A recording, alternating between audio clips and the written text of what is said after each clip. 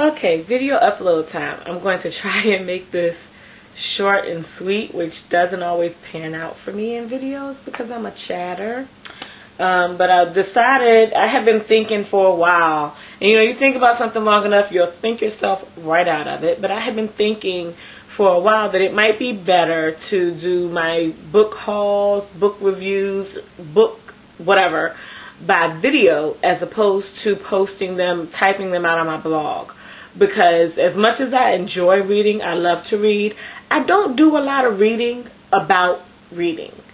In fact, I'm so glad. I didn't know that there was such a huge community of readers on YouTube. I don't know why I didn't think that. There would be, but of course there are some things that you don't think about a need of or there being a need for until you have a need for it. So I did a search on YouTube. It just came into my head one night when I couldn't sleep to search book recommendations because I was looking for something new to read. I had done a series here, a series there. I was finished with all those series or had read up to the most recent book in all of the series. So I was looking for something different to read.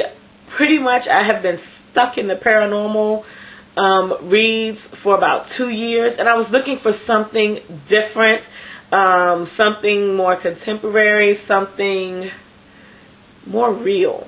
So I did a book suggestion search on YouTube, and that I got so many videos that came up, and it was so shocking to me. But I'm glad that I found that because it gave me the opportunity to rethink some things that I had been doing. Now, I don't know how many book reviews I will do because I really do suck at giving away the endings. I am the spoiler queen. And so it's sometimes better for me to just tell you if I liked it or didn't like it, or some things that I did like about it, but stop way ahead of getting into details of the story because I just give the story away. Because to me, once it's complete, it's a story, and you can't know part of the story without knowing this part. Nobody else wants to hear that, and I can understand that. So, anyway, did the book search for book suggestions on YouTube. The first video that came up was a video by John Green, and after watching his book recommendation video, I subscribed to his channel because it was absolutely entertaining, and he has a knack for doing these videos with all this information in a short period of time. Those two things together work for me. But in all the videos that I watched of him, I somehow missed the part of him being an author until I got to about 4 or 5 other YouTubers who were vlogging about books that they have read. And his book, The Fault in Our Stars, was on every single haul or book review, book suggestion video. So, of course, I picked it up. I have not started reading it yet. Everybody who reviewed it on YouTube said that it was a great book, so I do look forward to reading it, but I haven't started it yet because I picked up another book that he also suggested, as well as a few other people on YouTube, and Who is Sugar decided to make this her first book in her book club reading, and that was The Book Thief by Marcus Zusak. Absolutely am loving it so far. I am pretty sure that Who is Sugar's book club has gotten well beyond where I am because life got in the way and it slowed down my reading progress, and I also got on this puzzle tangent where I put together I put together a 1,000-piece puzzle and a 1,500-piece puzzle in the past month, and it was like I just couldn't stop. Well, the last one frustrated me so much, I stopped, and I'm going back to reading this. But I'm so glad that this was actually suggested because none of the people who suggested it gave a lot of detail about the book. I was just hearing it over and over again, and they said that they liked it. But it's based in Nazi Germany, and the time period or Germany's historical. I don't even know how to say what I'm trying to say, but the things that occurred and happened in Nazi Germany from both the German perspective as well as the Jewish perspective are things that I have been interested in and have intrigued me ever since reading the Diary of Anne Frank in 5th grade. So I was so glad that I picked this up. I do have a very, as some people have said, unhealthy obsession, maybe mentally unhealthy. I don't know. It's not unhealthy to me because I've had it for so long. But in 5th grade, I read The Diary of Anne Frank and became obsessed with learning everything, or as much as I could stand to learn about Nazi Germany. And in 6th grade, I saw the movie Nicholas and Alexandra, which was about Nicholas Romanov and his family and the whole Rasputin influence, and how that took a play, or how people believed it paved the way for the downfall of the Romanov Empire in Russia. And so those two reference points in history have always stood out to me as very interesting things. And when I find something that, like a fiction book that's written during that time period, typically I do pick it up to read it. So, and I will also say this very quickly. I really, really suck at remembering dates and names when it comes to history. And the way that I psych my mind out. Had I thought about this when I was in high school, I probably would have gotten better than a C all through high school. But yeah, didn't know about it, the mind fuck until after that, sorry.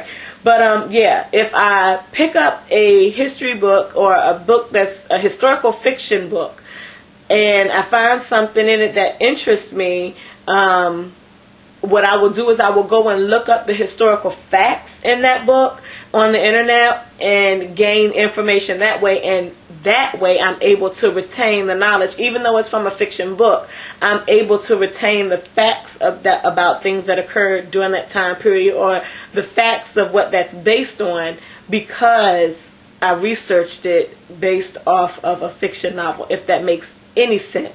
So I would think that if you're in school and you're having a hard time with history and you read a book during that time period and were able to research or cross-reference your history lesson with the book that you're reading, that you would have an easier time of retaining that knowledge because you're reading it and getting it in a manner that is interesting to you.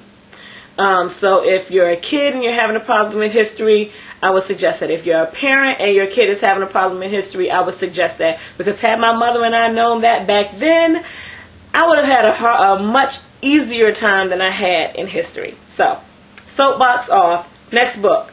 I have read this book. This is Acheron by Sherilyn Kenyon. I waited for his story for so long. I actually read almost the entire Dark Hunter series by borrowing it from the library. But when I read this book, I wanted it. I had waited for, like I said, his story for so long. He's one of my favorite characters in her book other than Nick Gaucher, and I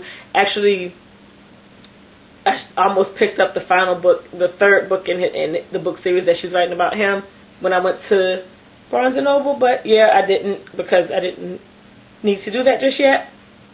So, but I picked this up because I wanted to have it on my bookshelf, because it is a book I would read again.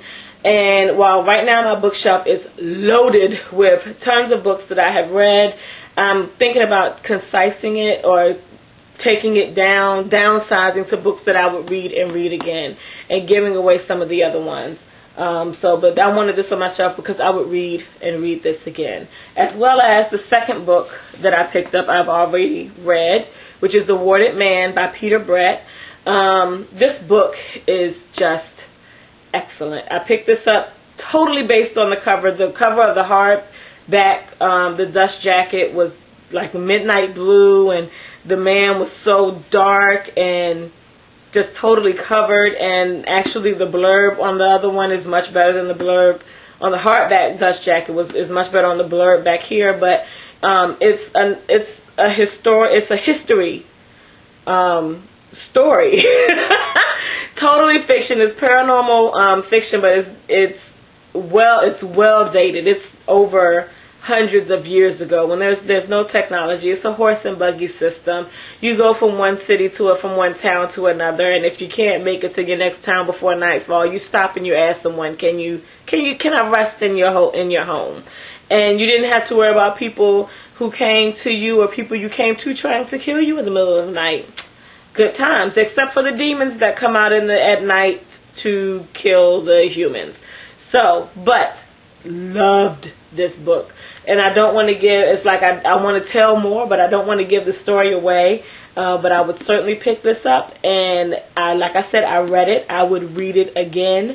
And so I bought it. And I also bought the second book in the series, which is The Desert Spear. And it's these books, I'm assuming, I think take place around the same time. This book starts off with the main character as a child, and when he becomes an adult, he runs into or has an encounter with the man who is the holder of the Desert Spear, which is also warded like he himself is warded. And so I think at some point in the series, or maybe in this book, they come to an altercation, they have a fight, there's a battle, whatever. This is like Narnia and Lord of the Rings on crack. It is, it's really, really good. And so I cannot wait to read this, although I'm going to have to wait to read this because there are books in front of this book. But this is book 2 of the Demon Cycle, so I'm probably more than likely going to end up buying the whole series because I truly enjoyed the first book, and I had never heard of Peter Brett before. I saw the book as I was going. Sometimes I go to the library and I literally just walk the stacks to see if anything will stick out to me. If I'm bored or I'm looking for something to do, something to fill in the hours if I have to go somewhere and between points A and B I don't feel like coming home, I just go to a library and I will walk the stacks and see if anything sticks out to me. And the cover of this hardback book stuck out to me from the spine, just from the way that it looked on the shelf, and I picked it up. And it took 2 times of me borrowing it from the library for me to read it. But once I started it, I couldn't put it down.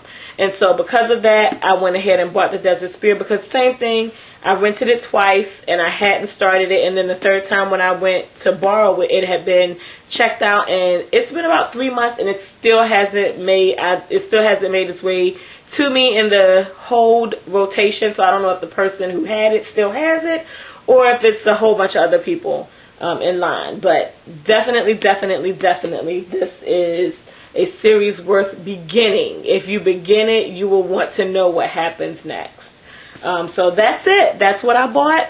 And I managed to get all of this in without my memory card choking out on me. So go me. And we'll see what happens with this video series if I continue it. If I don't know. I don't like to watch myself talk. So I probably won't watch this after I upload it. But yeah, we'll see what happens as far as this being done again. For now, peace out.